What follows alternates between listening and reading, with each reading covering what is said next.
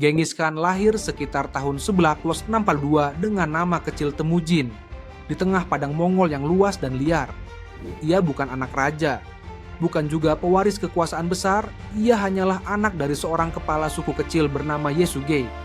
Saat Temujin masih kecil, ayahnya dibunuh oleh musuh politik, membuat keluarganya dibuang oleh klan mereka sendiri.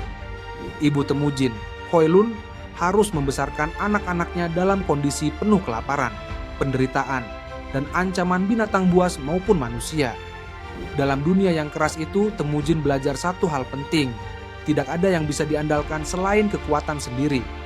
Ia mencuri makanan untuk bertahan, berburu di tengah musim dingin, dan menyaksikan saudara kandungnya bertarung untuk bertahan hidup. Bahkan suatu saat ia ditangkap oleh suku musuh dan dirantai sebagai budak. Namun Temujin tidak menyerah. Dari tanah beku Mongolia, ia menyimpan dendam, tekad, dan impian. Suatu hari nanti ia akan menyatukan semua suku yang kini saling membunuh dan menindas. Dari tanah terbuang dan tubuh kurus itulah lahir calon penguasa yang akan mengguncang dunia. Remaja Temujin tumbuh menjadi pemuda dengan pemikiran tajam dan naluri kepemimpinan yang kuat. Ia mulai mengumpulkan pengikut, bukan dari bangsawan, tapi dari rakyat biasa.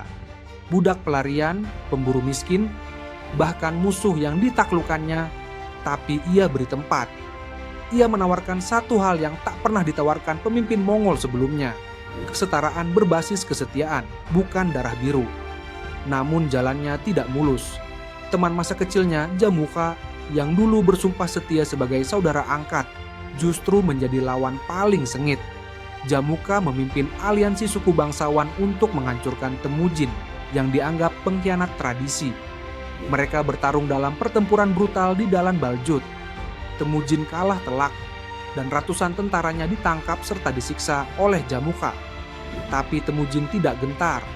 Ia bangkit membangun pasukan baru dan mereformasi struktur militer Mongol. Ia menciptakan sistem meritokrasi. Mereka yang setia dan kompeten akan naik jabatan tanpa peduli asal-usul. Ia mengatur pasukan ke dalam satuan kecil yang fleksibel dan mematikan.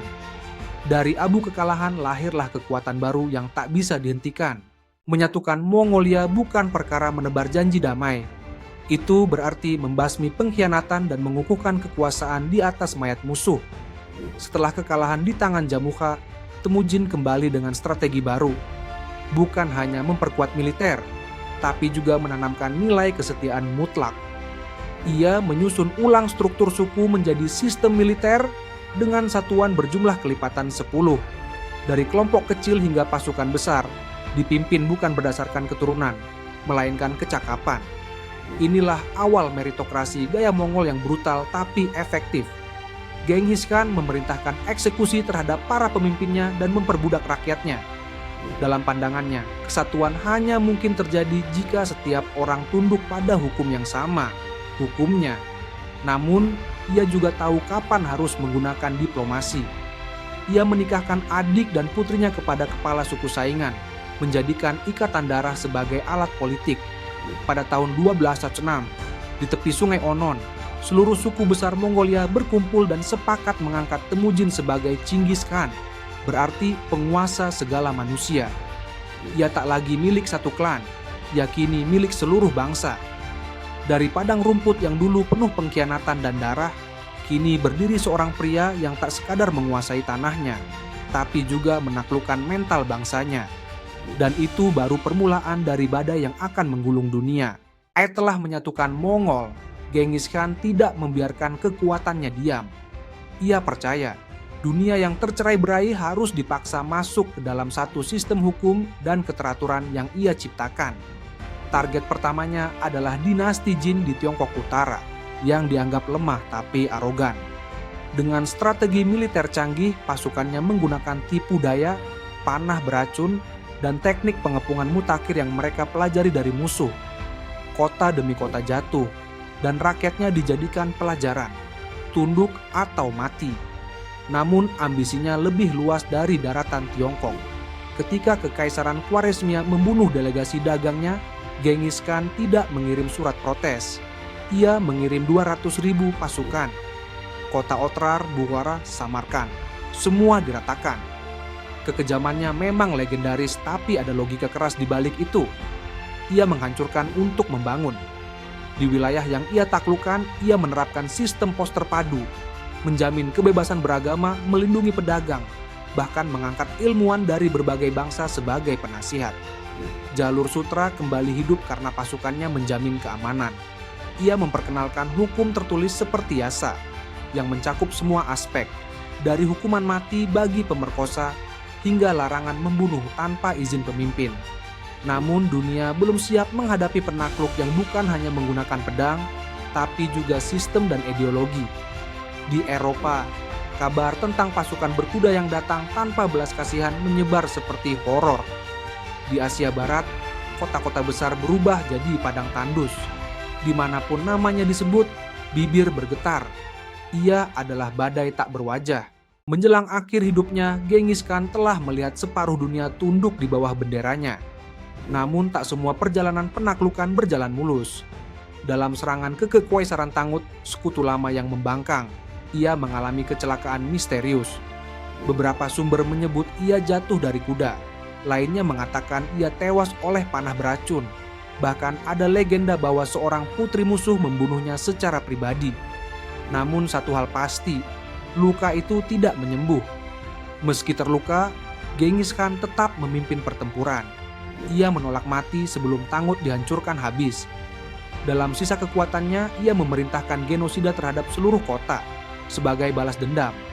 Setelah misi itu selesai, tubuhnya tak lagi mampu melawan alam. Tahun 1227, ia wafat di usia sekitar 65 tahun, namun kematiannya dirahasiakan berbulan-bulan. Untuk menghindari kekacauan dan mencegah musuh memanfaatkan kekosongan kekuasaan, hanya segelintir orang yang tahu ia telah tiada. Bahkan proses pemakamannya diselimuti misteri. Jenazahnya dibawa pulang diam-diam dan para pengawalnya membunuh siapapun yang melihat prosesi itu. Lalu mereka sendiri juga dibunuh untuk menjaga rahasia lokasi kuburannya. Hingga kini, makam Genghis Khan belum pernah ditemukan. Namun kematiannya bukan akhir. Ia telah membagi kekuasaannya ke 4 anaknya, membentuk fondasi Kekaisaran Mongol yang akan bertahan lebih dari 1 abad. Di bawah generasi penerusnya, pasukan Mongol akan menaklukkan Rusia, Timur Tengah, bahkan menyerbu Eropa Tengah.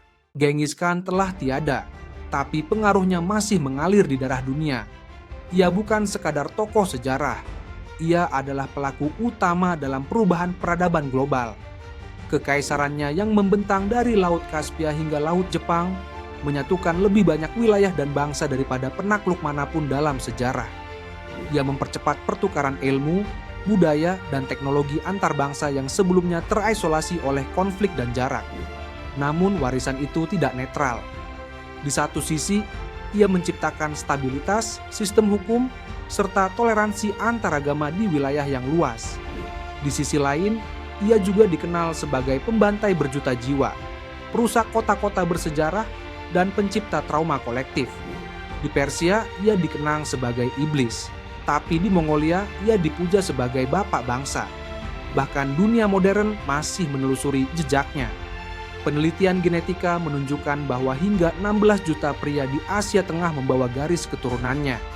Dari anak buangan di stepa tandus menjadi penguasa tunggal atas peradaban-peradaban besar, Genghis Khan membuktikan bahwa sejarah bukan ditulis oleh mereka yang sekadar lahir mulia, tapi oleh mereka yang berani menanggung rasa sakit dan membangun dunia baru dengan tangannya sendiri.